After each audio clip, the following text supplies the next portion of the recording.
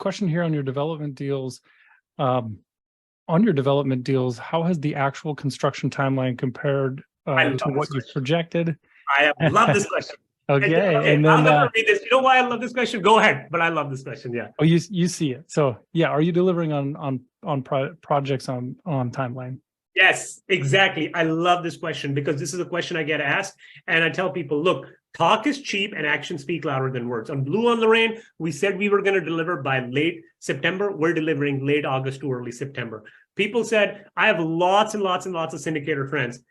Guys, you've got to realize the reason why I get excited about this is because you've got to realize a lot of guys feel if they know how to run a spreadsheet, somehow they know how to be a developer, they know how to be a janitor, they know how to be a scientist, they know how to be an engineer. And the real work, as you all realize, the real work doesn't work like that. I personally know a lot of my friends that had no experience in development, and they thought, well, I've done a couple of value add deals. How hard can it be? And now basically it's 2 or 3 years into it, and they don't have anything to show for it. And then their investors can't do anything. We are delivering not only on time, our third partner, because we have a partner, Dustin, that's how Ryan and I got connected, very valuable partner, super experienced developer. Our third partner, Caleb, is an actual builder. And the other thing that I like to point out is that we all sign on the loan. A lot of these guys that you hear that are doing developments, they're not signing on the loan. And the reason why they're not signing on the loan is very simple. Number one is they don't have a balance sheet, so they don't have adequate assets. And number two, when you're doing a development deal as sponsors, we are signing on recourse debt, which means that in the chance something goes awry, the lender has access to our personal balance sheet, our homes, and all of that sort of stuff. And the reason why we're able to do it is because we are delivering these projects on time. Even during COVID, when people were saying, hey, I can't source my materials, everything is super expensive. Yeah, we saw a little bit of spike up, but the reason why we were able to complete our projects in time and deliver them on time, value add and development, which we're doing, is the fact that we have established systems and processes in place. We have an established team in place that does all of this thing. I have one of my partners, Dustin. I don't know, he logged in as Omar Khan. That's kind of surprising. Dustin showed up. He's in the car. So I told him, hey, why don't you get to the office and we can talk. But yeah, we're delivering all of our projects on time. They are all below budget. And the reason why we can do this is because we have a team that is specialist in all the areas and we sign on all the loans, basically. So there is ample skin in the game, basically. Great. There's no other active questions in the Q&A. If anybody has any, I know that development is something new that a lot of people don't have a ton of experience in. So it's good to hear those controls and why those controls are working for you on your development deals. I know some are a little bit nervous about for those very same facts, being able to deliver the project, uncertainty in the economy and some of those things that you addressed. So guys, and you should be, by the way, those are very valid concerns because right now I know a lot of guys that do not have the expertise, but try to go into development, land banking, and similar more esoteric projects. And if you don't have the right talent stack in each vertical, right? You can't just be, say, good at accounting or just good at modeling or good at operating. You need to have the highest quality talent at every aspect in your business. If you don't have that, guys, please do not give your money to those people. I have seen so many of my own investors that have put money into these projects because some guy has a great LinkedIn or Instagram presence. Well, guys, Instagram is not an accurate reflection of reality because eventually everybody can't be a leader. Somebody has to be a follower, right? Somebody has to go do the work, right? And you'll see this as well. You guys are an informed crowd that the work aspect a lot of people are lacking on. It's a talking aspect everybody's a big deal on, right? Working is hard. So look at people that are working. I love that term, talent stack. We all think about the capital stack, but talent stack is so important and making sure you have a well-rounded team that can deliver on those business. I love this question. Whoever Adam is, I like this question again. So how easy or challenging is it to work with the municipality when it comes to zoning and rezoning when you purchase the land? I'm assuming you don't bring an offering to investors on this zoning, planning, permits, or yep. 100% right, Adam. I'm going to start at the second part of your question, come to the first part. Now, the obvious caveat here is, look, we also do value add acquisitions, right? So there, on that book aspect of our business, zoning is not a problem, right? So in the development aspect of business, we do not bring an offering to our investors unless it's shovel ready. Like, again, I'm not pitching you on my deal, so don't think I'm pitching you. We've got a couple of developments right now that we are raising money for. And the only reason why we are even bringing it to our investors is because they're shovel ready. Like the day we close is the day basically our own entire equipment, like cranes and bulldozers and all that, are there on site ready to go, right? And the second part of your question, the first part of your question, which I'm going to answer the second part, is how easy or challenging is it to work with the municipality when it comes to zoning and rezoning when you purchase the land? So look, it can be challenging. And this is why, for instance, I've got a great team. I've got my partner, Dustin. I've got Caleb. First of all, it is challenging in the sense that, everybody wants affordable housing. Nobody wants it in their backyard. They're like, well, it's going to be in somebody's backyard, right? I mean, we can't just magically create this land that is in nobody's backyard, but y'all get all the housing you want, right? So number one, it's hard, but when you have people that have experience doing this like us, it is slightly less hard, number one. Number two, we put our own money into all this process. So you all don't have to take basically any risk. By the time you get it, it's ready to go. And number three, look, certain municipalities are very hard. Again, I live in Dallas. Texas is considered very business friendly, but it is next to impossible to have anything approved in the city of Dallas or the outskirts. I mean, you have a better chance of winning the lottery or walking on water right now, right? So you have to be very careful in the jurisdictions where you work with, because again, a lot of projects have been delayed because sponsors said, well, how long will the permitting take? It takes 3 months, maybe we'll assume 6 months. Guys, these things can take years if you're in either the wrong market or you don't have the right type of connections. So it's very critical to have the right connection, but if you're in the wrong market, it also doesn't help. Like if you're, God forbid, in California, best of luck. Great question, Adam. And I think that's like you said, Omar, that's a very relevant and good to understand question too, and you guys bringing shovel ready projects, that's a game changer as opposed to not being that far along. James. Put our own money into this, right? So we'll look at something like I showed you the pipeline, right? We have all of these things in the pipeline. We put our own money into making sure all of this stuff is done. Because guys, just think about it this way. Any sponsor who can't even eat their own cooking, basically. Right? The guy's basically telling you that, hey, I'm not going to put my money into this, but why don't you go put your money into this, right? I mean, that's just a big red flag, right? If somebody's not willing to eat their own cooking, I mean, just come on, just understand what's going on, right? Basically. Yep. James, I saw you had your hand raised. Should be able to. You hear me? Yeah, there we go. Go ahead. Hey, Omar, thanks for taking your time with our community. We appreciate it. I love your energy, first of all. Hey, from a passive investor's point of view, can you, since you're talking the ground up development and some value added here and everything you talked about, can you just tell me, like, when I'm looking to invest in deals, can you differentiate maybe a few factors, I don't know, 2, 3, or 4 factors that would be different in value add versus ground up in terms of indicators I, as a passive investor, could see and could look at in a value add deal versus a ground up deal when I'm maybe deciding to place capital at one or the other? Thank you. Cool. So that's a great question. So the biggest indicator, look, the caveat here is that you've done your research and you're comfortable with the team that you're investing in, right? Because everybody always asks about deals, and I tell them, look, if y'all aren't even if you haven't done enough research, right? It's like that Abraham Lincoln thing. I think it's Abraham. Like, if you give me 6 hours to cut a tree, I'll spend the first 5 hours sharpening my axe, right? So that sort of quote, right? We've all heard that. So what I tell people is, look, I'm going to talk about details and the deal. But first, y'all have to spend the vast majority of your time vetting the team, making sure you're comfortable with the people, their capabilities, and all of that competence, right? And the 2 C's I use when I'm looking at other people's deals are character and competence. And what I tell people is, look, somebody could have the highest character in the world. They could be the most honest person, just the nicest person in the world, right? Great character, morals, right? But they're a complete idiot, right? That's just an honest idiot. Why would you want to give your money to that guy? Because again, they don't have a personality issue, it's a professionalism issue.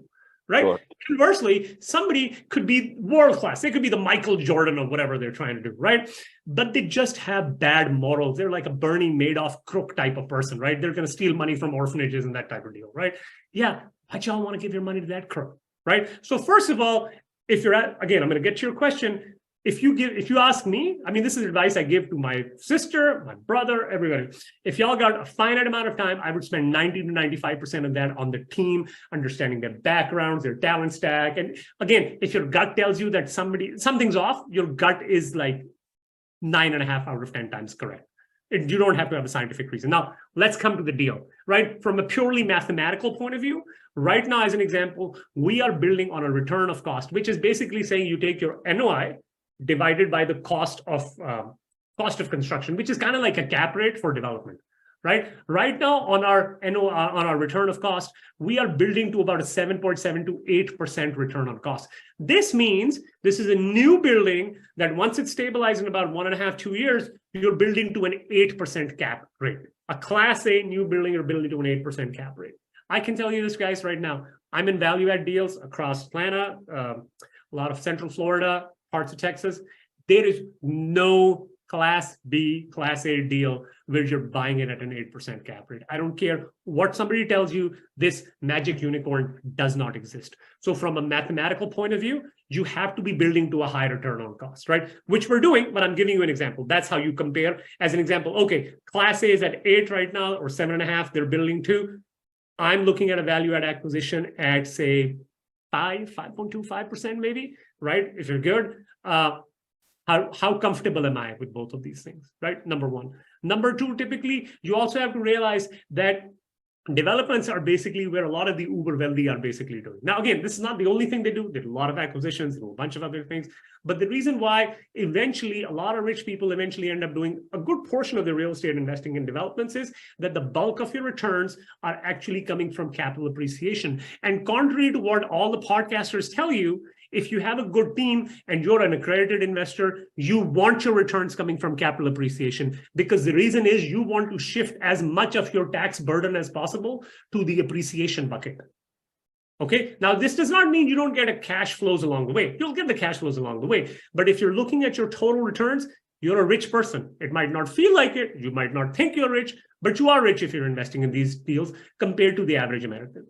Right? So you're already paying the highest amount of taxes. And people tell me, oh, I live in Texas, in Florida, there's no state income tax. I'm like, great, you can't escape the federal income tax. I mean, y'all still got to pay. The government isn't going to let you have a free ride, right? So you want to fix, again, it's portfolio management. Don't put all your eggs in one basket. That's wrong, right? But y'all want to take as much of the income and gains that you get in your portfolio wide to the appreciation bucket, because you're going to get taxed at a lower pace, even if you have write-offs, right? Because then you can just use more of your write-offs to go a longer way.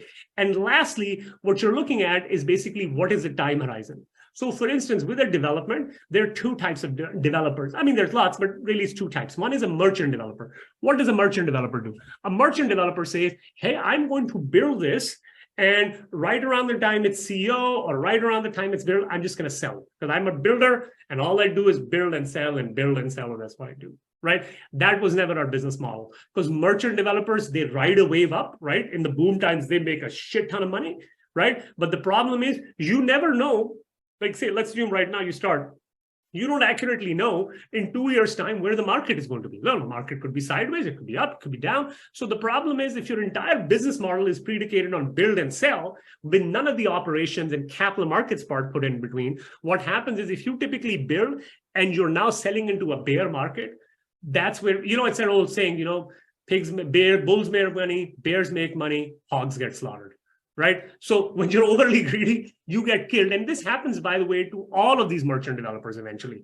Eventually they build, but they have no means of operations and they get killed. For us, the business model always was build, refinance, operate, because we're doing the operations anyways in our value add position, and then seek to dispose over a period of time. That's why I told you, even with our value add deals, we're looking to refinance first, and then a couple of months or a year after that, sell.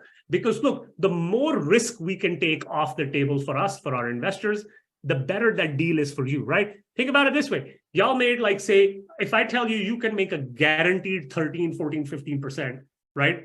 Would you take that, or would you take a flyer on somebody who might make you 30%, but is wrong 90% of the time?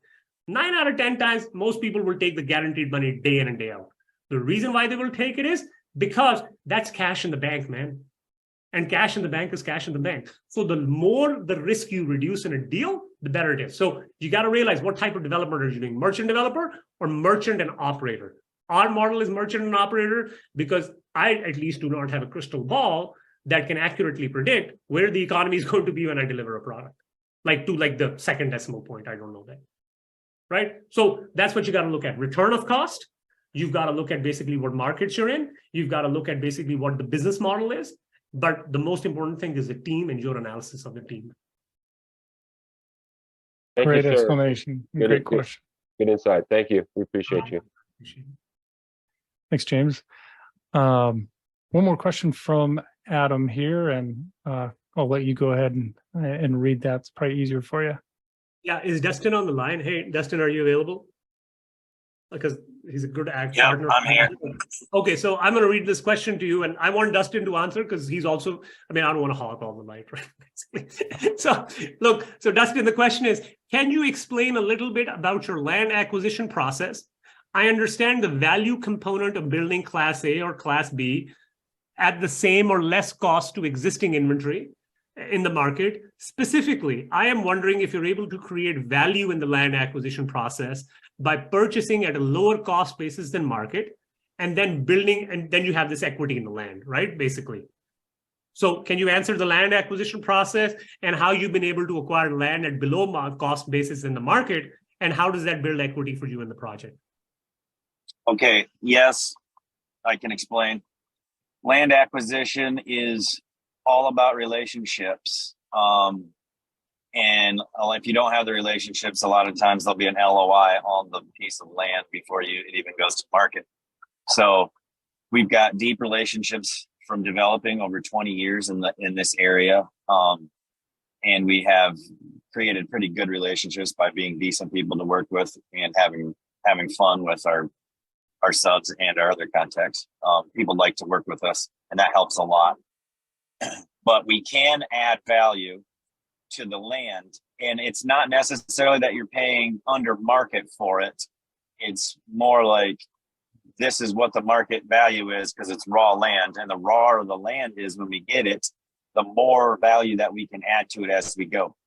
But the main thing you got to understand is the majority of the value is created by placing the business or the asset, the cash flowing asset on the piece of land. It's not actually in improving the land. I mean, the biggest improvement is the actual building. So the vast majority, 20-25% of the value that you create comes from just putting the thing in place. And you automatically force appreciation on the land as well by developing it. The land all of a sudden becomes more valuable, and the land around your land also tends to become a little bit more valuable as you stabilize. So that's the way you force appreciate. But I don't think that we get land necessarily under market very often because there's 10 other developers competing with us for the land. But paying market value for land is not a big deal because it's such a small, minute percentage of the land. But we will go in though, and we'll buy a piece of land for say $5 a foot because it's not fully entitled yet. And then we go in and we get it fully entitled with building permits, and now we can sell it back for $6 a foot. So I mean, we can make little increases in income, but when you look at the overall picture, the cost of the land is like maybe 10%. No, more like 5 to 10% of the project. It's such a small factor that gaining value on the land isn't where most of your money is. And sometimes, and in fact, lots of times I've found that overpaying for the land and paying above marketplace price just to secure the land is worth it, because a lot of people don't understand that, what is actually top land. So if you know this land is the top land and you're willing to pay $1 more a square foot, it almost has no impact on the profitability of the project. And a lot of times those places tend to lease up much sooner than you anticipate and hold a lot more value in the long term. So it might appear that you're overpaying at first, but in the long term, you've proven that you didn't actually overpay at all. You added a lot more value to that. So yes, tons of value can be added in the land, but it's not necessarily because you're getting it under market. It's just what you're placing on that land. And one more thing that I'd like to add over there also, as Dustin mentioned, a lot of the value creation that's happening is not just in the price at which you get it. The value creation is also happening in how you take, say, a raw piece of land and push it to the best and highest use. Because think about it this way, you've got this piece of land, right? You could build, like, say, a gas station on it, as an example, right? Or let's assume all things are equal, you could build a 30-story skyscraper on it, where each of the condos are selling for $5 million, right? So taking the land to the best and highest usage, that determines basically how the value is created as opposed to just the price of land. Because a lot of guys have bought land and they don't understand the zoning entitlement and pushing to the best and highest usage, and they might put something that is suboptimal for that piece of land, right? Like you could, for instance, put improvements on that land and make 5x more money.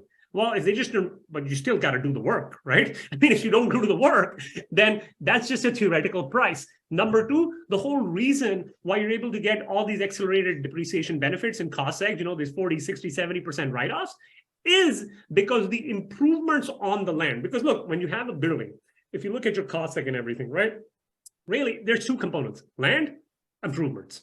That's it. That's the only way, right? And within improvements now, something depreciates at this level, something depreciates at that level. But the lower typically the value of your land, the higher the write-offs you also get. And because you're creating so much value, therefore you get higher write-offs. So in a nutshell, the process of value creation is not just in the price you pay, but understanding what is the best and highest usage. As an example, you could pay $1 more for say per square foot for a price of land, but your improvements on it could generate $5 more per square foot of land, right? So understanding that process is more important than just looking at, say, hey, I bought it at this and you bought it at that. Great stuff. James, I know you had your hand raised, but it looks like you threw the question in the Q&A. Can you talk to the land entitlement risk and the drivers behind that? Dustin, do you want to take that? Yeah, land entitlement risk is almost 100% in the hands of the city. You can fight the city and go against the city and sometimes win. It's very hard. So what we like to do is choose land that the city wants us to entitle it in a certain way, so we're not fighting anybody. Even that process can be fairly painful, even when you're doing exactly what the city wants.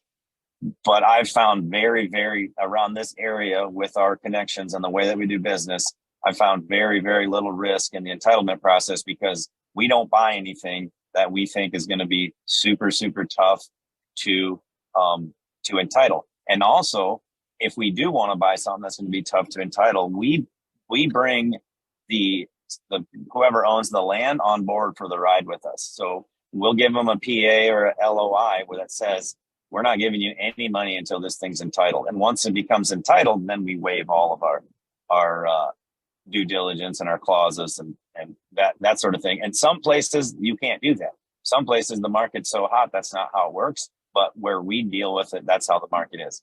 We don't even put hard money down or anything like that on these parcels of land. But when we negotiate them, our reputation is so strong that we have like a $10,000 earnest money check. That's not hard. It's refundable, by the way.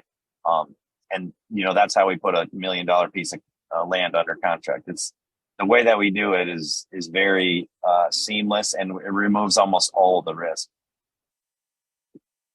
Great question and great answer on the risk mitigation there. Yeah, just to add to that. Go ahead, James. Sorry to interrupt. That's why I've got that on top of my head. So you're saying it's with the city, and that was my understanding.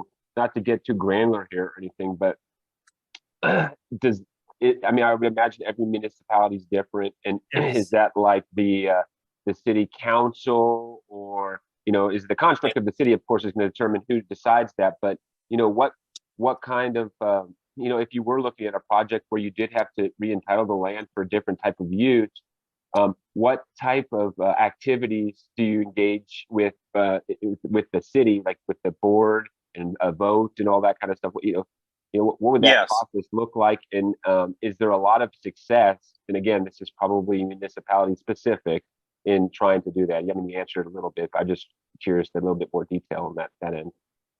Yes. So the city always has an actual plan in place. And if they don't, that just means they're very green and they're growing probably more rapidly than they want to.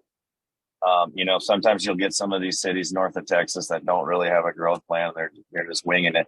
But most cities have a growth plan. They know exactly what they want, where they want it, where the path of progress is, where they want multifamily, where they don't want multifamily, where there's blighted areas that they want fixed up. So when you can go into the engineering office and you can ask questions, you talk about certain parcels. You say, hey, I'm looking at doing this parcel, buying this parcel.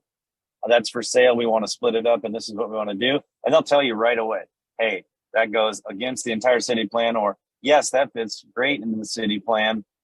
This will be easy to get pushed through. We can help you. Then you start your process with, after that, but you could go through the engineering office first and get a lot of questions answered as far as what the progress looks like.